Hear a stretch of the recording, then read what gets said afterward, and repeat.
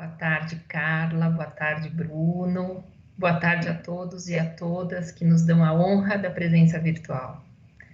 É com muita alegria que estamos aqui nesse evento, realizado pelo Núcleo da Escola de Formação e Aperfeiçoamento de Servidores, pela Central de Conciliação de São Paulo, SECOM, e pelo Centro de Justiça Restaurativa, SEJURI, para receber uma amiga muito querida, super parceira, que está com a gente desde o primeiro curso a respeito de justiça restaurativa lá na IMAG, quando nós trouxemos o professor João Salme para o Brasil.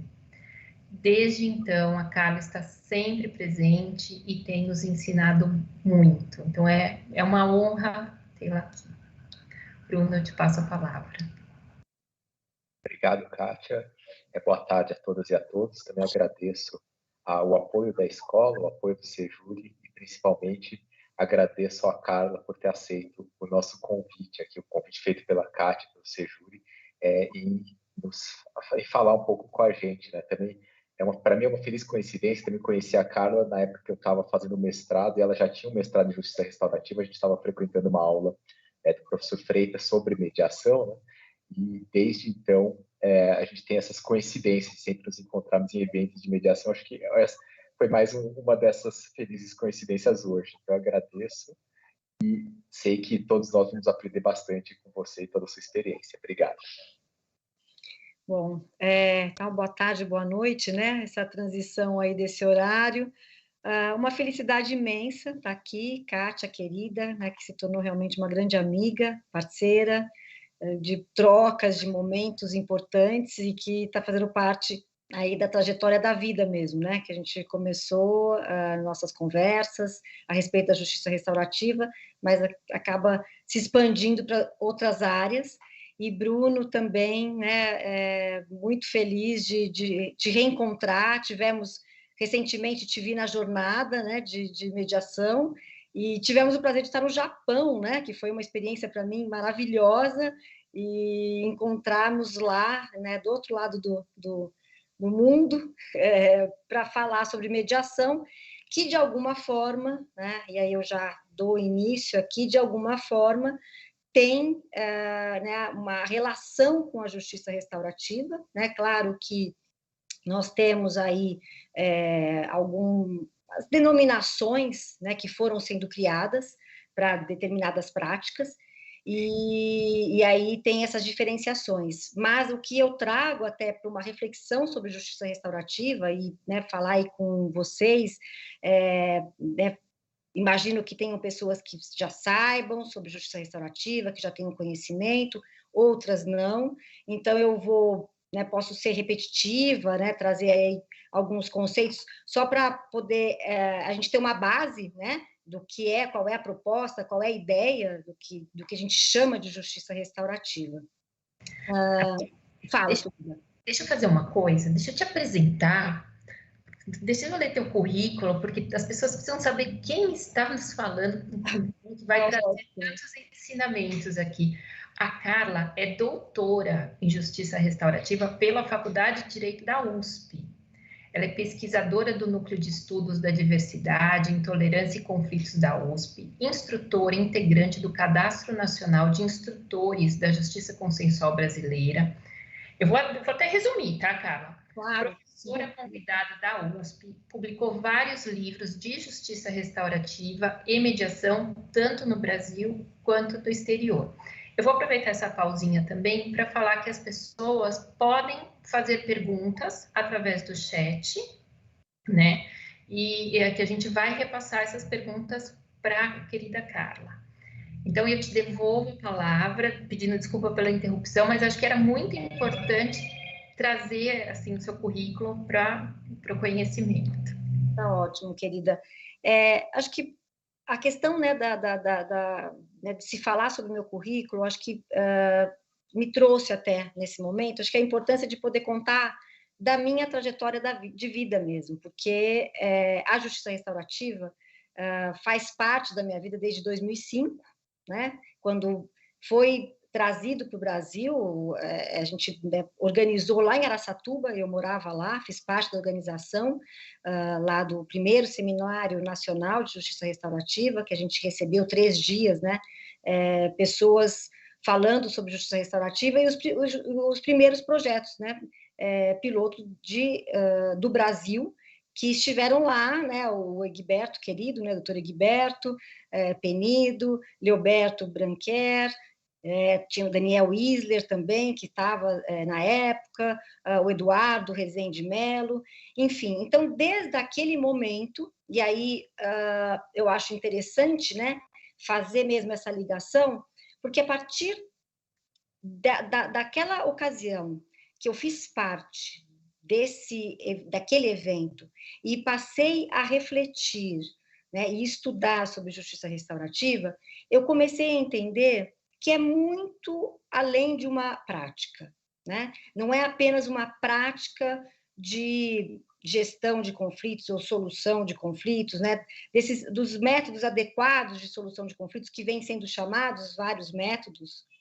É claro que pode ser enquadrado para ser mais fácil, didaticamente, da gente entender a prática e poder imaginar como é que ela vai ser implementada no dia a dia do judiciário, por exemplo, que é um grande desafio, e de outras instituições, né? Que eu tenho uma experiência também dentro de universidades. Meu projeto de pesquisa do doutorado foi um projeto que aconteceu numa universidade no Canadá, e hoje eu trabalho na Unifesp, né, na Universidade Federal de São Paulo, desenvolvendo trabalho de mediação e práticas restaurativas também.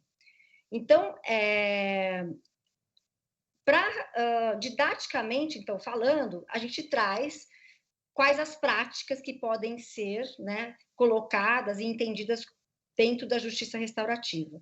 Mas acho importante ressaltar essa questão dessa mudança cultural, mudança de visão, mudança de paradigma, apesar da palavra ser, né, meio batida, mas uma mudança da forma de pensar para a gente entender o que é a justiça restaurativa. E aí até a chamada para a questão da coerência da sua linguagem. Porque quando a gente fala de instituições, né, e a gente está dentro de uma instituição falando sobre justiça restaurativa, vocês desenvolvendo, né, projetos de justiça restaurativa, nós temos questões institucionais que devem ser olhadas e consideradas, porque a justiça restaurativa pressupõe diálogo, pressupõe um entendimento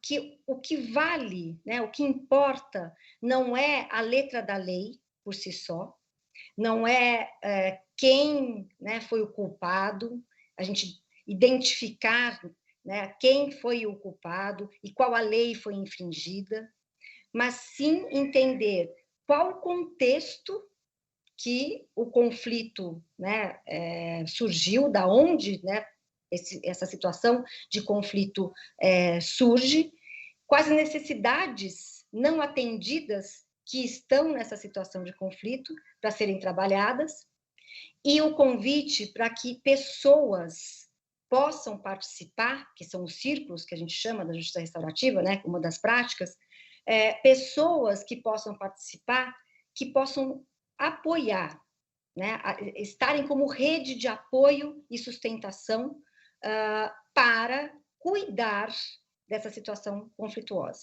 Então, aí vale a pena trazer um pouco até uma questão histórica, né, da onde, né, que surgem aí esse entendimento, né, do que é justiça restaurativa. E na minha pesquisa foi interessante porque a gente sabe das comunidades tradicionais, que a gente fala dos indígenas, né, que nos trazem conhecimentos já, né, de sentar em roda, de poder conversar, de poder entender que a construção da justiça é uma construção conjunta e não é de fora para dentro, de alguém que vai determinar o que é o justo, mas é a comunidade, né, estando em conjunto, que auxilia, que suporta e traz esse conceito de justiça.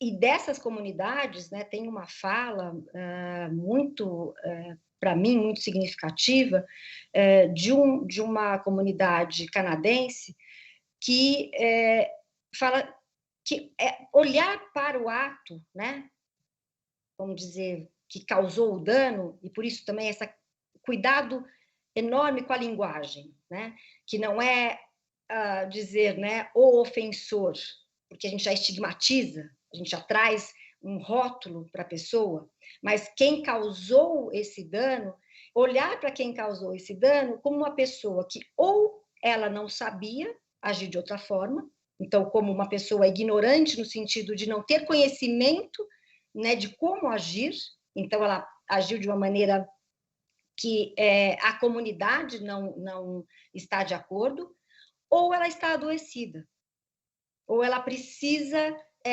ter, né, um suporte da comunidade para cuidar, para curar, para transformar a forma dessa pessoa lidar. Então, são noções completamente diferentes do que a gente traz no nosso sistema de justiça, e institucionalmente, por exemplo, como eu coloquei, as universidades, que também seguem a mesma racionalidade. Então, vamos trazer essa questão da racionalidade, que é uma racionalidade punitiva, que é encontrar um único culpado, né? Identificar pessoas para serem julgadas culpadas, como se fosse possível, a partir desse julgamento, e afastar essa pessoa da convivência, e a gente já estaria com tudo resolvido. E a gente sabe que isso não é a realidade, né? E aí o conceito, né, trazido dessas comunidades tradicionais nossa, muito me admira ter alguém que faz parte da comunidade, quando está precisando, mais precisando de um auxílio, de um apoio, ela vai ser excluída e vai ser condenada a não participar mais da comunidade. Então, é uma inversão muito grande, que num primeiro momento fica difícil, muitas vezes, a gente até trazer para a realidade, mas como é que a gente vai trazer isso para a prática? Né? Porque fica uma questão um tanto utópica, né? E isso, dessa minha trajetória, muitas vezes eu escutei, né? Essa coisa, as pessoas que gostam da justiça restaurativa gostam de abraçar a árvore, né? Ou que, mesmo da mediação lá atrás, a mediação agora já está, né, um pouco mais consolidada, né? Mas também tinha essa noção de que é passar a mão na cabeça, de que é não levar, né, de uma maneira com a seriedade que a situação conflituosa demanda, como se o rigor, a ordem, um pensamento linear, né, de bom e ruim, que exclui, né, binário, né, mocinho e bandido, como se esse pensamento fosse capaz de dar conta da complexidade que é o ser humano, da complexidade que são, né, o que está inerente às relações humanas, que nós sabemos, né, e até estamos inseridos num contexto de pandemia que parece que nos traz aí, se a gente parar para refletir, essa noção maior ainda, né? Nós somos interdependentes, temos uma interconexão. A pandemia nos coloca essa realidade escancarada, né? Um vírus que assola todo o planeta.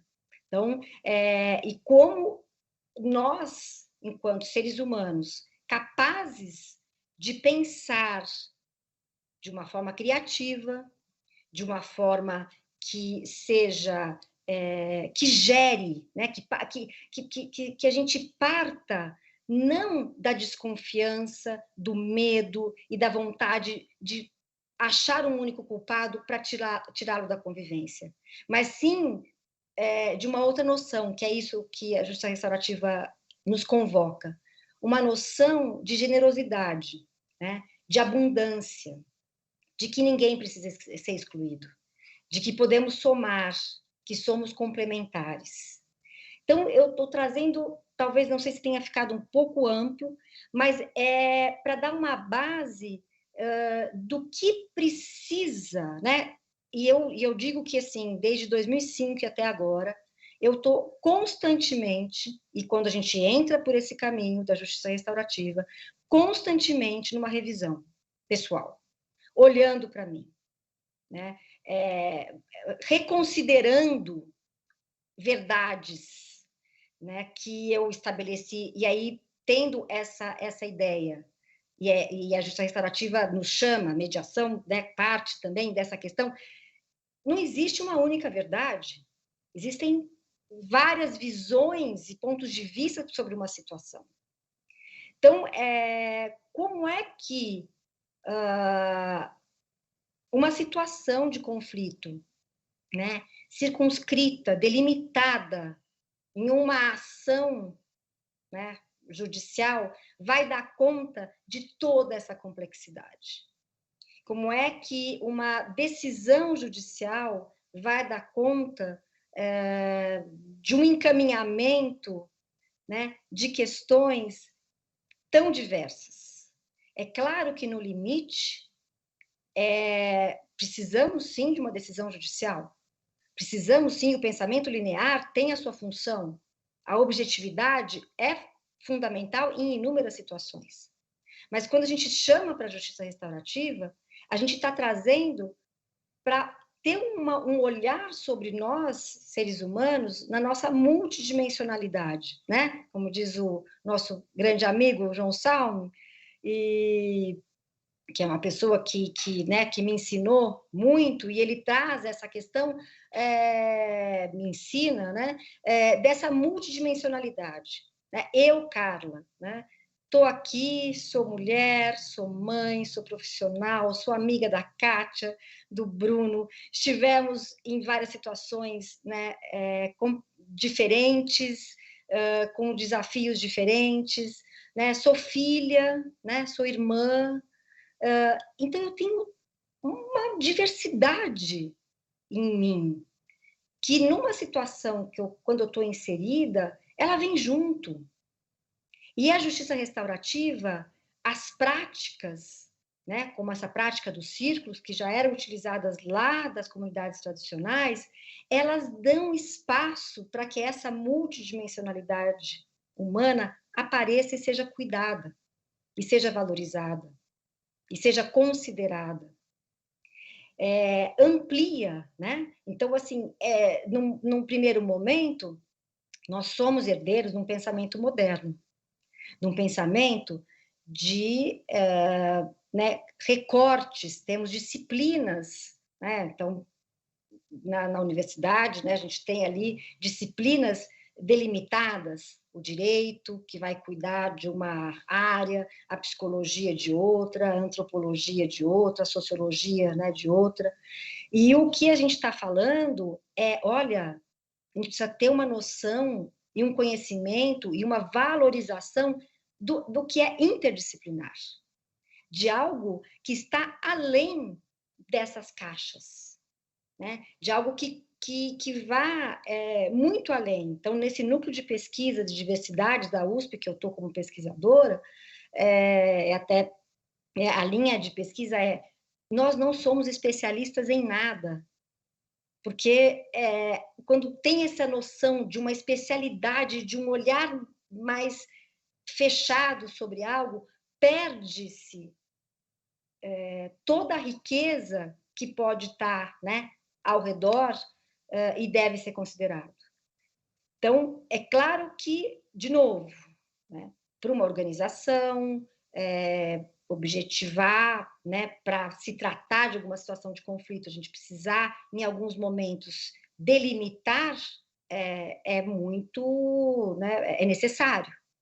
Mas o que a justiça restaurativa propõe, e esse que é o grande desafio, de uma formação contínua e continuada, né, de que nós nunca estamos prontos, de que o processo, né, que é o devir, é o que deve ser valorizado, né, que é o devir construído conjuntamente, né, com um facilitador, com uma pessoa formada, com um trabalho que está ali como um guardião, não é algo solto, que está sendo feito sem cuidados de jeito nenhum, né? A gente trabalha com pré-círculos, preparando as pessoas para estarem na situação de conflito, né? Para estarem na situação que vai se trabalhar o conflito, previamente, para trabalhar linguagem, para trabalhar, olha, a proposta, quando a gente vai falar sobre justiça restaurativa e trazer para um círculo restaurativo,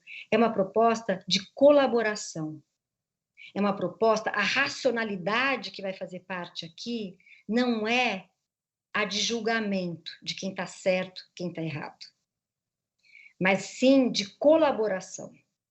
E isso muda totalmente, porque a pessoa, quando, né, está diante, a gente vê até crianças, né, que já trazem, e porque nós estamos inseridos nesse sistema de premiar, né, quem se dá muito bem, a questão da meritocracia, e ter ali um olhar de que, bom, quem não está indo muito bem é porque não fez por onde, né? Não se esforçou tanto.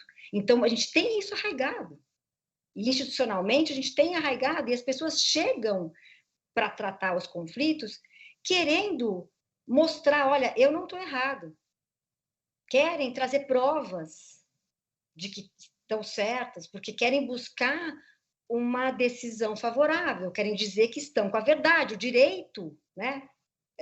Trabalha com a questão da busca da verdade real, e essa desconstrução é necessária para a gente trabalhar com justiça restaurativa. E com a linguagem, né? Porque quando eu coloquei inicialmente a questão do ofensor e vítima, quando a gente tem essa denominação, já colocamos em duas caixas separadas, né?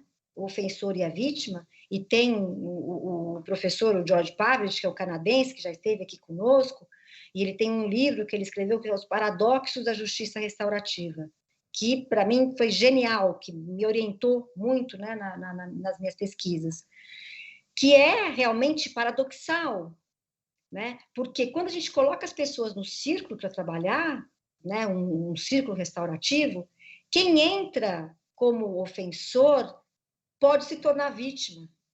E quem era a vítima pode se tornar ofensor. Ele fala da fluidez de papéis, da fluidez que tudo depende, e ele traz essa noção da comunidade também, né? O que se estabelece dentro da comunidade que vai ser trabalhada. Então, quando a gente fala de justiça restaurativa, me vem assim, olha, é urgente que a gente pense, né, que eu fale, que eu reflita sobre como eu estou chamando procedimentos, processos, que linguagem eu estou utilizando para escrever documentos que digam respeito a essas práticas. Porque se a gente tem uma repetição de linguagem, né, por exemplo, a questão da audiência, né, Bruno, da questão da mediação, quando a gente fala assim da audiência, não, a gente está falando de mediação, é outra forma, é um encontro que está sendo, né, propiciado para ter um diálogo, que é muito diferente de um debate, que é muito diferente de uma argumentação, e aí para a justiça restaurativa é a mesma coisa. Então, as provas que as pessoas tanto né, a gente tem advogados, questão do processo, né, processualistas, que estudam, se debruçam para justamente, com todo respeito, né, aos processualistas, que em determinadas situações é necessário, sem dúvida alguma, mas quando a gente fala de justiça restaurativa, não é essa racionalidade, não é essa linguagem que deve ser colocada à mesa, porque desvia-se, e aí a todo momento é uma reflexão constante, como é que eu estou trabalhando dentro de uma instituição que é rígida por excelência, né? Que traz em sua estrutura essa rigidez, com um conceito que nos convida, que nos clama para flexibilidade, para abertura, para fluidez, para olhar com outros olhos, não de desconfiança, mas de confiança, né? Que é a questão, né? É um exemplo, mas é só uma questão, né, de imagem, que é o jogo de tênis e o jogo de frescobol, né? O jogo de tênis é no jogo, a gente joga a bola no ponto fraco do outro. O do frescobol, se a gente não joga na raquete, o jogo não acontece. Então, é uma imagem, né, simplista, mas é dessa linguagem que a gente está falando, né, quando a gente fala de justiça restaurativa. E as implicações, né, então tem essa origem das comunidades tradicionais, tem a origem religiosa, né, menonita, cristã, que também lá pela filosofia, né, da generosidade, do respeito, da possibilidade de se alcançar o perdão, também a gente vê, né, traços da justiça restaurativa. A origem da África, né, a gente sabe do regime do apartheid, o tanto que foi utilizado a justiça restaurativa, os círculos restaurativos, para trabalhar a transição, né, a justiça de transição, o tanto que ajudou com as comissões, né, de conciliação e verdade. Então, até nisso, né, eu acho importante, assim, para mim faz sentido, de assim, não existe uma única origem. São raízes que acontecem e que a gente deve considerar que é do saber relacional humano e que não tem uma única, também dizer, foi lá que aconteceu, sabe? Então, nessa minha pesquisa foi muito interessante perceber que tinham já estudos, né, de sociólogos e antropólogos acontecendo na África com as tribos africanas, de como eles trabalhavam com o conceito de justiça e as questões de conflito, né, a partir de uma outra maneira. Então, justiça restaurativa, por isso que é impossível a gente fechar num único conceito, né? É um conceito pela própria essência. É um conceito que é maleável e que vai sendo cada vez mais refletido e a partir de um olhar crítico para nós mesmos, para nós, né? É isso que eu falo. Entrar por esse caminho é algo que daí foi por isso que, Kátia, quando você falou vamos fazer, e eu estou tomando a liberdade de chamar você Kátia, você Bruno, para a gente, né, dessa questão da linguagem, né, cuidar dessa informalidade, que é dizer que quando a gente entra para trabalhar com essas formas de lidar com o conflito, a gente trabalha a si próprio, não tem como. É um trabalho de olhar para si. E por isso, muitas vezes, mais difícil. Porque demanda, né? Tem momentos que nós temos ali, né, quantos atores, como eu falei, essa multidimensionalidade, eu represento inúmeras aqui, e que quando eu acordo, tenho vozes inúmeras também que vão falando, e das situações de conflito que eu vou passando também, né? Então, é uma prática, a justiça restaurativa, que demanda esse olhar para si.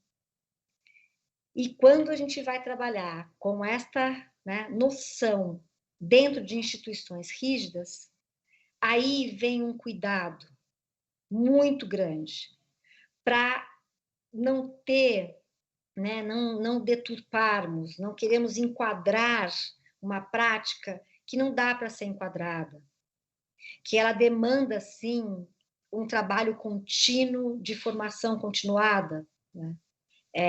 Que eu venho falando da mediação e da justiça restaurativa, não entendidas como prática, mas como um comportamento ético, né, de como somos e estamos com a gente mesma, com as pessoas ao nosso redor, com o meio ambiente, com tudo. Então, demanda essa noção ampla e também pensar quem vai ser o facilitador, quem vai ser a facilitadora?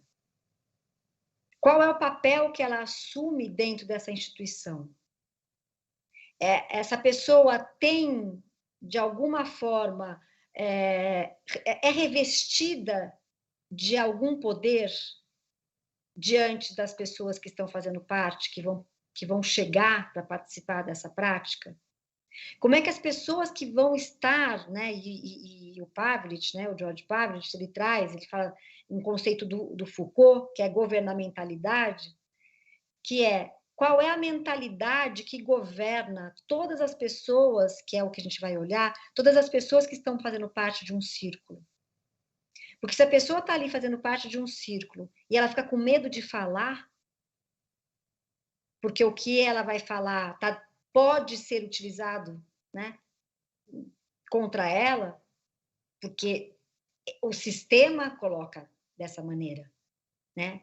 O sistema coloca uma preocupação, né, um cuidado com o que as pessoas falam ou não, para não se incriminarem, para não se colocarem, né, numa situação difícil.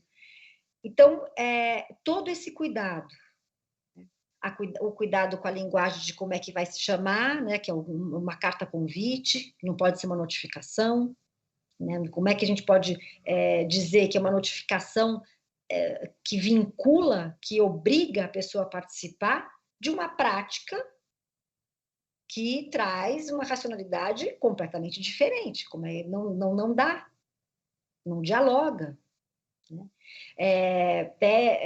Né, eu venho dizendo assim, o quanto a gramática institucional dá conta da gramática que propõe a justiça restaurativa.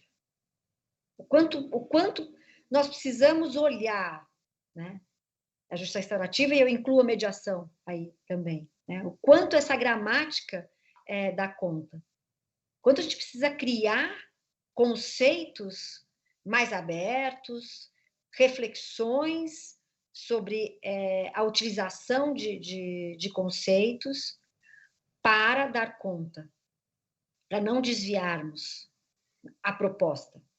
Qual é o ideal, né? Qual é o ideal da prática, do que se almeja com esse movimento da justiça restaurativa? E aí, enfim, é realmente uma chave que deve mudar, né? E aí, interessante que eu participei na semana passada de um evento falando sobre a sociedade 5.0 e trazendo aí essa questão, né, ligada, né, com os métodos adequados de solução de conflitos, e a sociedade 5.0 vem trazendo a questão do humano, tanto que deve ser considerado o ser humano, a inteligência, que vem a inteligência artificial, um conceito até do Japão, né, Bruno? Da professora, uma professora japonesa, que trouxe esse conceito, que é trazer a noção do ser humano, e de que né, que a tecnologia, que as cidades inteligentes, que devem ser voltadas para o ser humano. E aí eu fiz essa analogia com a justiça restaurativa, porque o que está se falando lá é como é que a gente vai lá para a sociedade tradicional, com esse entendimento de comunidade, de apoio, de rede de apoio e de sustentação. Só que com o auxílio da tecnologia. E isso nós estamos tendo, né? A gente está tendo uma facilitação, eu tenho realizado círculos restaurativos, tenho realizado mediação, claro que não é a mesma coisa, sem dúvida alguma não, né, do que o presencial, mas possibilita, né, de pessoas em diferentes partes, né, do Brasil, do mundo até, que eu até participei, tive a oportunidade de participar de uns 2, 3 círculos lá com a irmã Dona, lá de Chicago, que foi lindo com as mulheres de lá. Enfim, mas voltando para dizer, é algo que não é novo. A justiça restaurativa não está trazendo nada de novo em termos de conhecimentos humanos. É algo que faz parte dos nossos antepassados, da maneira de viver dos nossos antepassados, né? Que pressupõe a colaboração. Mas ela vem revestida nesse momento, e tem aí uma função, né? Então, a resolução 225, ela teve aí uma função muito importante, do mesmo jeito que na mediação, né? A resolução 125, depois a lei, né, de mediação, que é de trazer para âmbito, né, institucional essa reflexão e trazer o quanto que esse conhecimento tradicional pode ser resgatado para nos ajudar enquanto seres humanos, para nos ajudar no fortalecimento da comunidade, que a justiça restaurativa trabalha com o conceito de comunidade, de fortalecimento, de ajuda, de rede de apoio, né, de que pessoas que podem ser, né, trazidas, que instituições parceiras podem ser convidadas, né, pessoas se apresentando para auxiliar na condução de determinada situação conflituosa. E isso é realmente, né, é muito tocante, né? Então, quando eu me lembro, lá em Araçatuba, o Renato Sócrates, né, o desembargador que faleceu, ele falou sobre, né, o vírus, quando o vírus não, pernilongo, a gente é picado pelo inseto, né, da justiça restaurativa, e ficou aquela brincadeira no seminário, mas é algo que realmente, porque nos traz o humano que temos, que somos, que todos nós sofremos, né, o porquê que existe o judiciário, por que existem as instituições. E quando a gente fala sobre conflito, para tratar de sofrimento humano, para tratar de situações que nos trazem dor, né? Agora, como é que a gente pode, ao tratar dessa dor, termos a nossa objetividade, né, cuidada, mas sem deixar de considerar a essência, né, dos seres humanos que estão ali envolvidos. E aí, quando a gente fala de instituição, quando a gente vai entender questões de violência estrutural, questões de pessoas que já estão à margem da nossa comunidade, né? Já e agora na pandemia, acentuando essa situação. E a justiça restaurativa, então, traz a possibilidade mesmo de uma questão social mesmo, de provocar inclusão das pessoas, de provocar vozes que não estão sendo ouvidas, que sejam incluídas. Agora, de novo, se são trazidas essas pessoas para ambientes que representam, né, que tem aí um peso institucional de um poder, maior deve ser o cuidado para a inclusão dessas pessoas com uma linguagem, né, coerente com o que a prática da justiça restaurativa, né, pressupõe, né, prega, enfim. Então, acho que inicialmente, né, acho que já estou aí dando uns 40 minutos da minha fala, gostaria de também não ficar só falando, porque, Bruno, você falou aprender, né, não é aprender, eu estou aqui, a gente vai trocar, né, a todo momento, e é esse o objetivo. Então, também aprender com vocês, né, Kátia, que está também com essa trajetória da justiça restaurativa já há bastante tempo, com muita reflexão e também tem muito a contribuir, né, a respeito dessas questões aqui, né, levantadas, e que a gente pode continuar aqui na nossa conversa. Obrigada, Carla, querida. Essa questão da linguagem, ela é muito importante. Acho que em todos os campos da nossa vida, né? Ela assume, assim, um papel fundamental. Eu lembro de uma conversa que nós tivemos justamente sobre a linguagem, e você estava me trazendo algumas palavras que trazem uma violência estrutural que está tão arraigada que às vezes a gente nem percebe. Não sei se você lembra dessa conversa. Uhum. Não sei se você quer trazer um pouquinho sobre isso.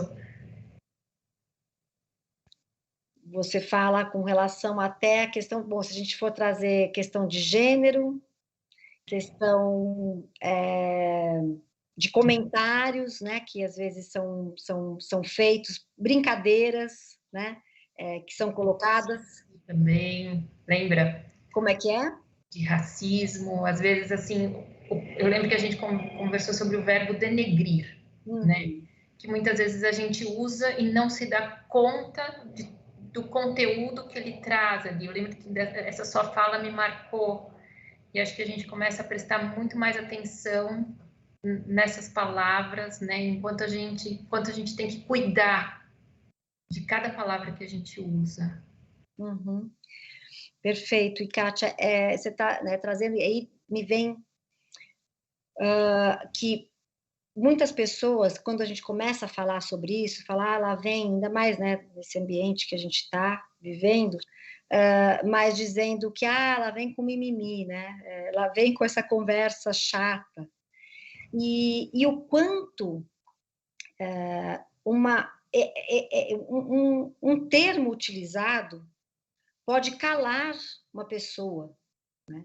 Pode causar realmente a violência, né? Ser causador de violência, e gerar aí um conflito e uma escalada de conflito muito grande. Então, é algo que, daí, né, que a justiça restaurativa tem a possibilidade de trabalhar com essa questão que amplia e que se torna, né, a gente fala de uma mudança cultural, né? Então, o exemplo do que eu pesquisei, né, de um conflito que acabou sendo gerado na Universidade de Dalhousie e que foi uma questão de gênero. E esse conflito, quando as alunas sofreram, né, que foi uma situação e se tornou público, né, internacionalmente falando, então não tem problema nenhum eu trazer aqui, que foi a questão dos colegas delas de classe que criaram um grupo do Facebook para falar sobre, né, qual das mulheres eles achavam que eram atraentes ou não, dando notas e de uma forma muito pejorativa em algumas colocações. Elas, quando tiveram conhecimento desse episódio, elas foram 5 inicialmente, elas colocaram, nós não queremos que foram 12 rapazes envolvidos, que esses nossos colegas sejam expulsos da faculdade. Porque o que aconteceu, o que eles fizeram, não diz respeito somente a eles.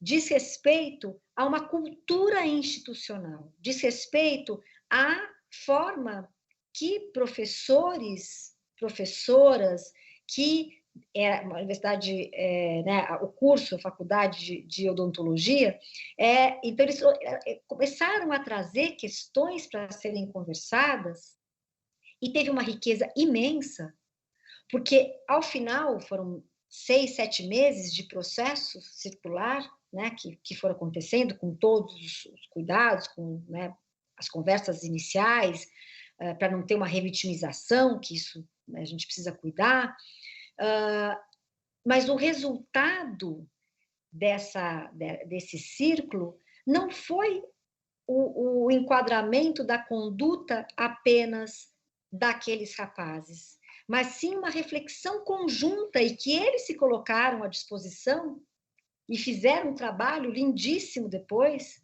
com falas, com palestras, com trabalhos na universidade, para tocar justamente nessa questão de gênero. Então, a justiça restaurativa propicia, né, essa abrangência que não fica né, circunscrita a uma única situação. Então, não é olhar quem falou, né, utilizou essa expressão de uma forma, né, fechada, né? Vamos olhar para essa pessoa e chegar para essa pessoa e dizer que ela está errada e que ela deve, então, né, ali ser penalizada por aquilo. Não, vamos olhar esse conceito que está sendo trazido e vamos conversar sobre isso. Que até a forma também de lidar, né?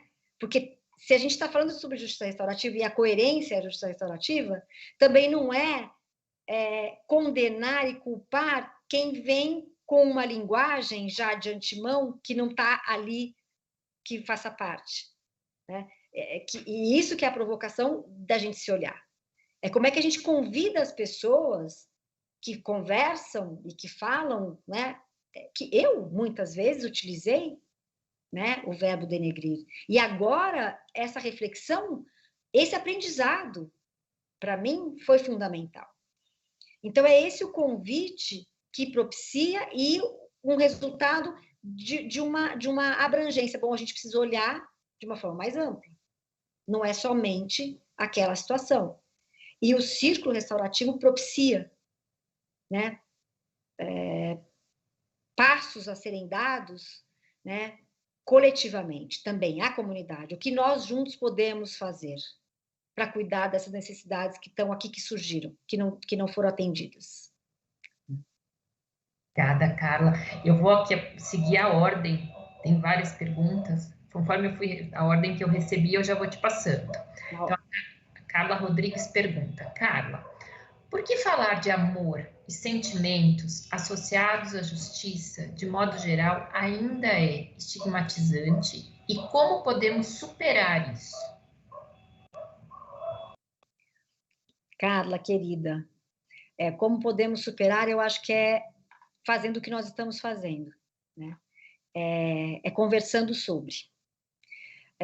Poder tirar realmente essa ideia, né,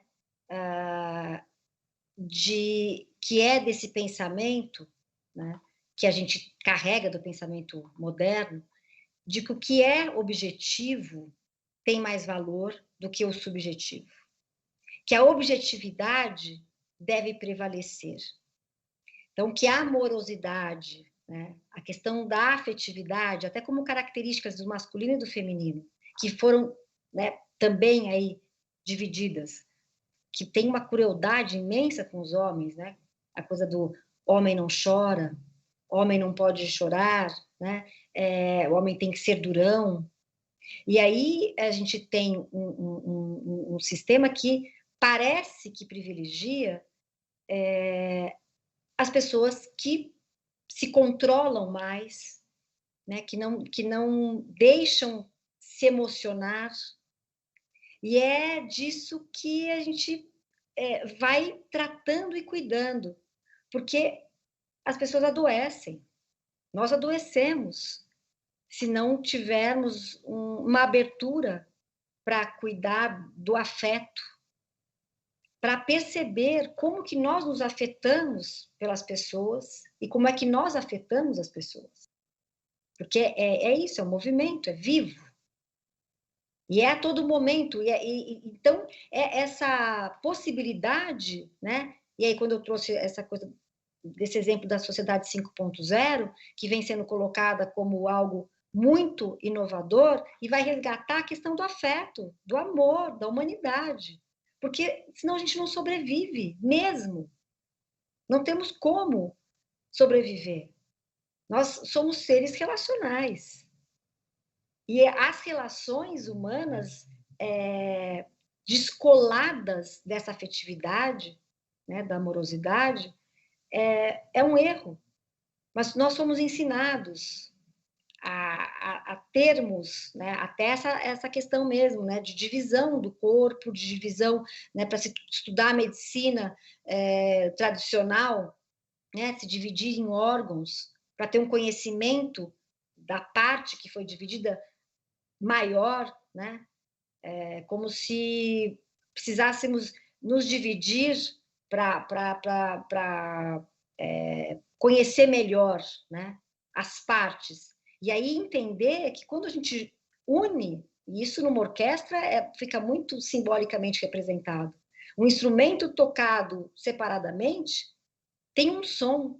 quando a gente coloca todos tocando conjuntamente, é muito além do que uma soma precisa e objetiva de um som com o outro. É algo que transcende.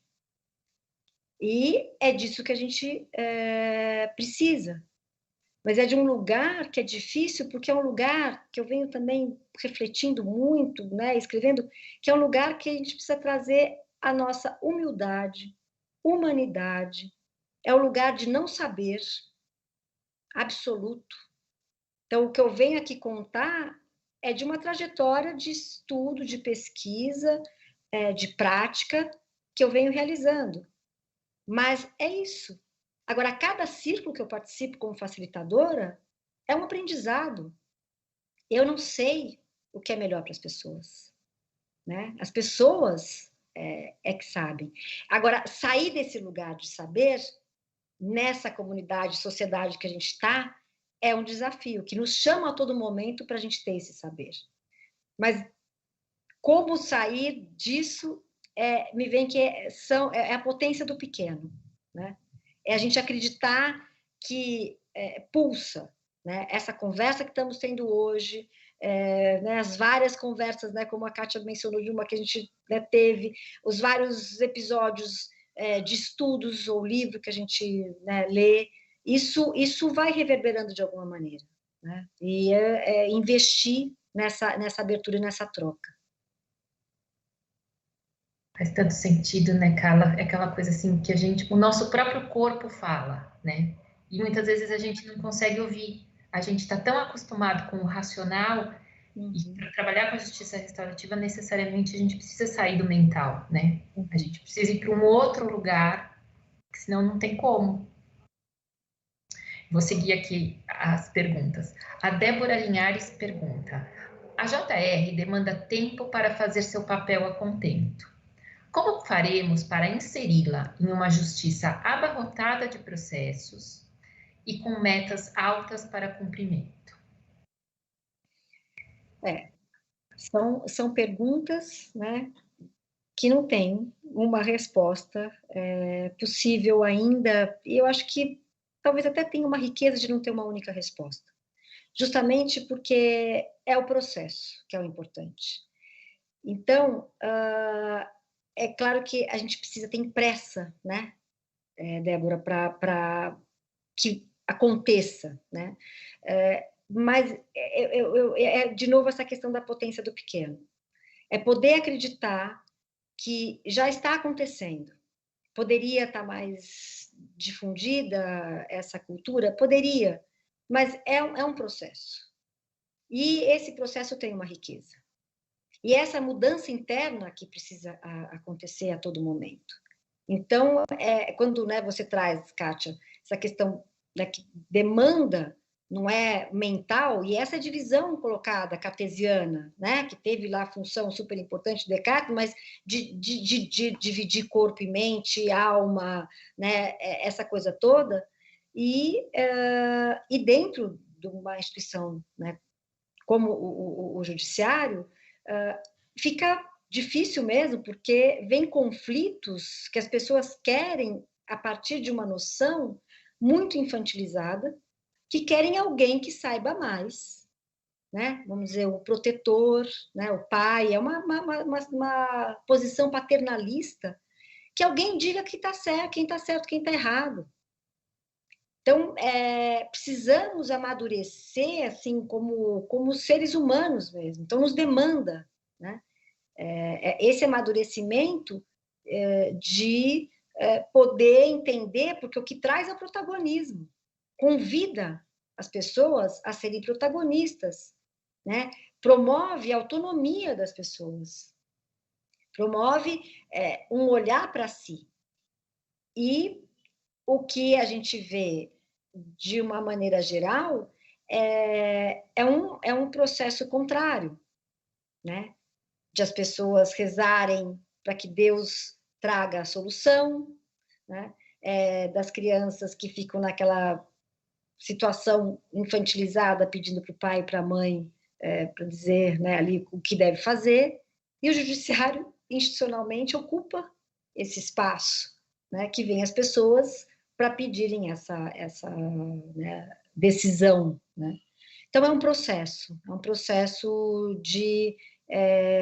mas ainda que longo, a gente está fazendo. E é isso, vale pelo processo, né?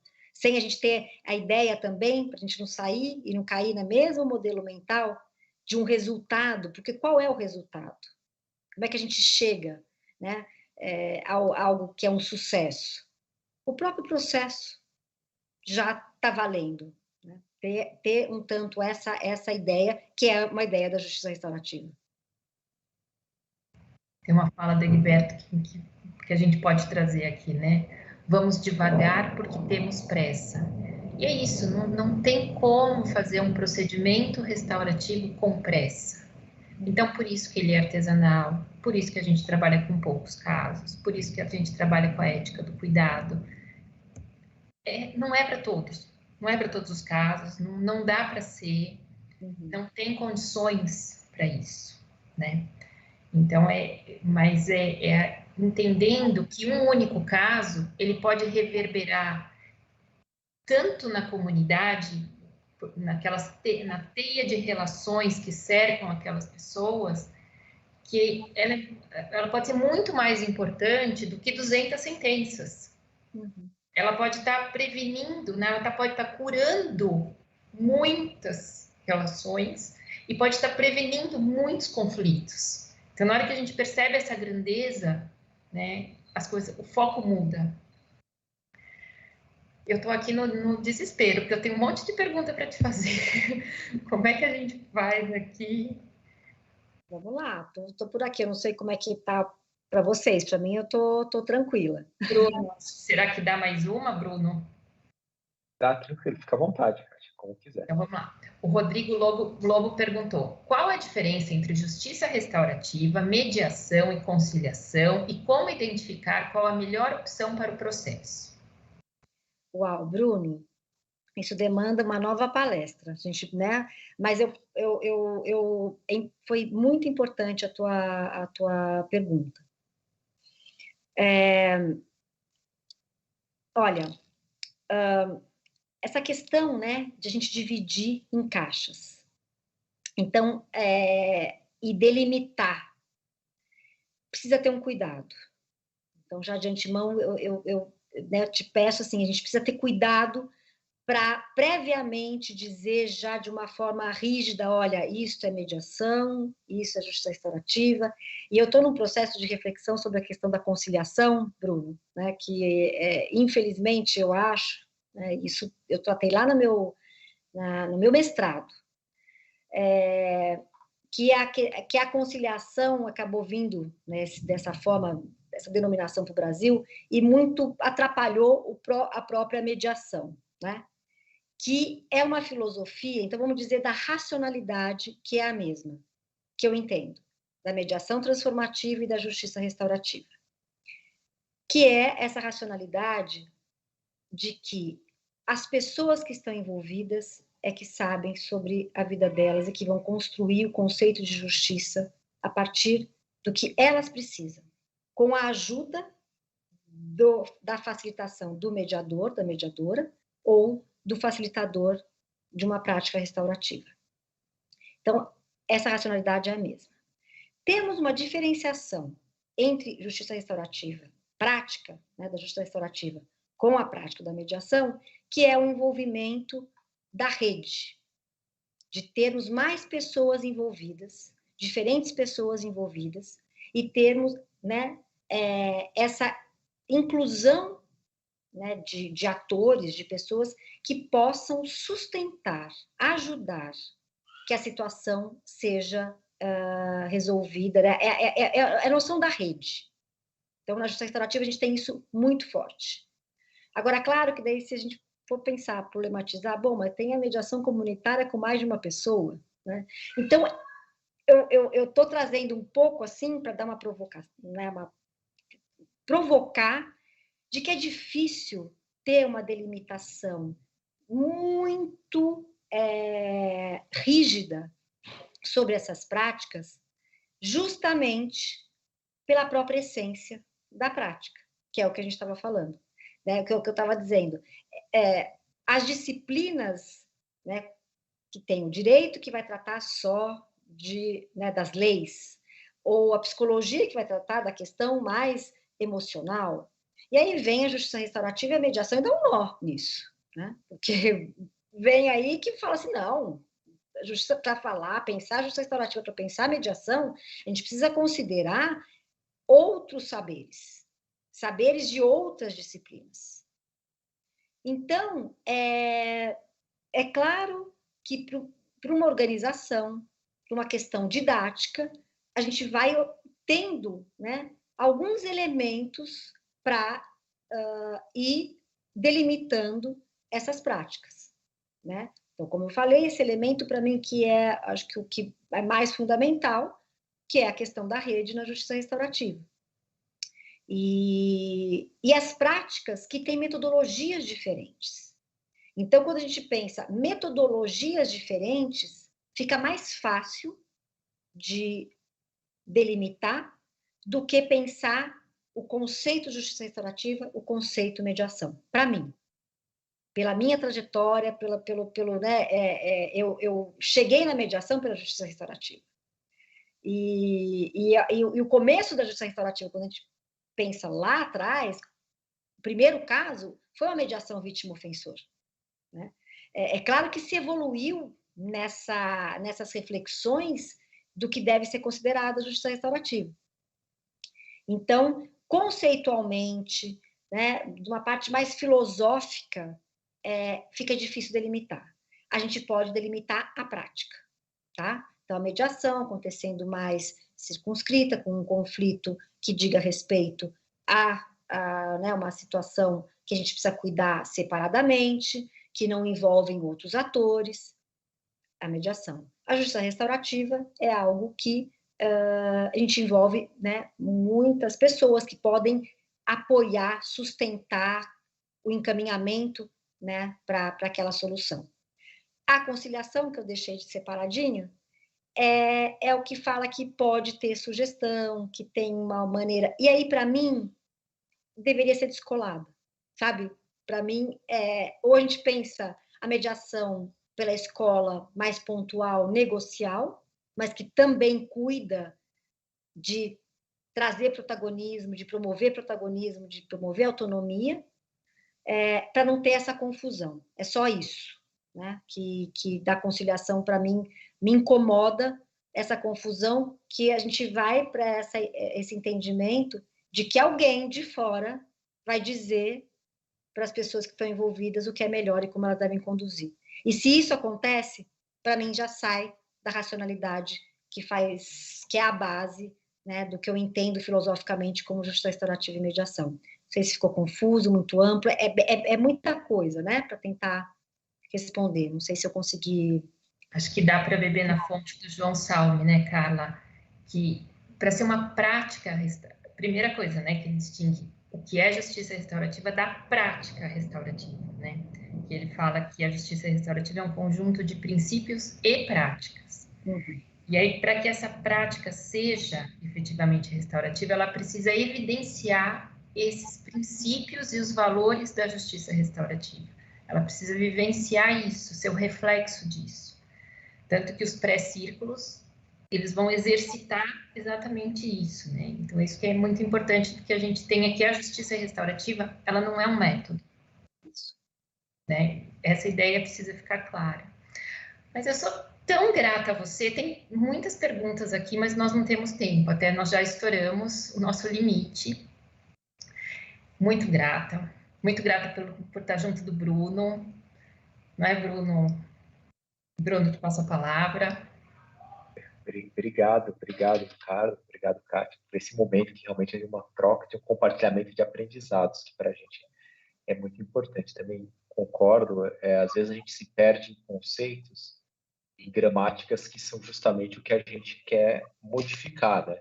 Quer dizer, talvez a gente continue querendo conceitos precisos que acabam levando a uma gramática limitada, quando o que busca a mediação, a justiça restaurativa, e aqui até por ser originário da conciliação, me parece a conciliação também, a gente tem uma base comum que rompe conceitos E esse rompimento de conceitos, eles vão além da semântica, da gramática, no sentido no significado das coisas, mas também da estrutura. A gente está tentando mudar estruturas. O processo acaba sendo muito limitador das narrativas. O que a gente busca nas práticas restaurativas, e parece na conciliação, na mediação, é ampliar. E quando a gente amplia, a gente vai ter naturalmente essa dificuldade, né? Porque a gente ainda está naquela lógica de querer conceitos fechados e simples. Mas talvez, me parece, se a gente vai mudar a linguagem, a gente tem que pensar que a gente não está mais partindo de uma linguagem que restringe, de conceitos que são conceitos de caixas, né? De conceitos que têm margens fixas. A gente está trabalhando com margens móveis, né? Se são margens móveis, a gente tem que admitir essa perplexidade e talvez essa incongruência que existem nos conceitos, né?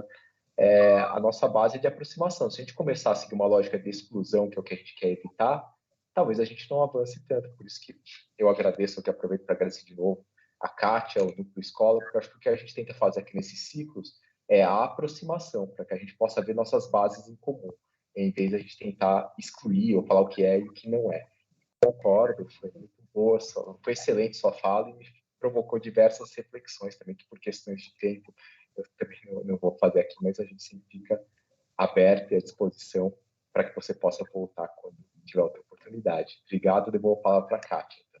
Não, com certeza, acho que é muito para a gente pensar, mas lembrando o Egberto, né, que a gente, por mais que seja um conceito muito fluido, justiça restaurativa, ele tem nortes muito seguros, e a gente não pode perder isso, porque senão a gente vai estar fazendo mais do mesmo, e é tudo que a gente não quer. Então, é nesse sentido, assim, de como a gente pode avançar, mas preservando aquela sementinha para que ela seja realmente, continue sendo aquela justiça restaurativa que vem para transformar a convivência social. Acho que isso que é o mais importante. Muito grata a todos que estão com a gente até agora. Um grande abraço. Uma boa noite. Boa noite, gente. Obrigada.